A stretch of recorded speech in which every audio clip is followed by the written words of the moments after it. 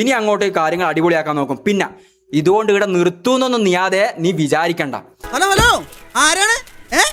എന്താണ് പ്രശ്നം?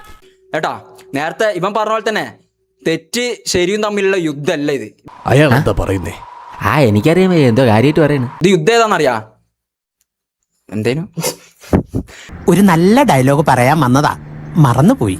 തെറ്റ് ശരിയും തമ്മിലുള്ള യുദ്ധമല്ല ഇത് യുദ്ധം ഏതാണെന്നറിയാ? എന്തേനു അബദ്ധം പറ്റുമോ സാറേ? എങ്ങനെ അബദ്ധം?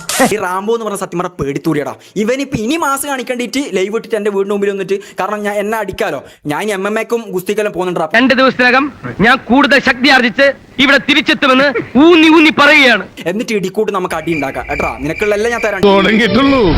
ഞാൻ വേണ്ടെന്ന് വെച്ചിരുന്നതാ.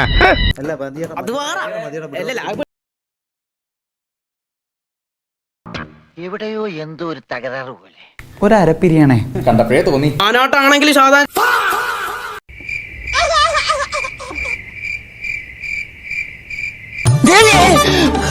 അവളെന്താ ഒരുമാതിരി വാവെടുത്ത പശുവിനെ പോലെ? ജിമ്മിൽ പോയോ? ഫ്ലാറ്റ്, ഏത് ഫ്ലാറ്റ്? ഒരു ഫ്ലാറ്റുമില്ല, ഒരു ജിമ്മുമില്ല, പേടിച്ചാണ്. എന്താ ഈ കാണിക്കുന്നത്? ഇതൊക്കെ നമ്മുടെ കൈ കിട്ടണമായിരുന്നു. അടിച്ച് കാലക്ക് കൈ കൊടുത്തേനെ ഇല്ലടാ.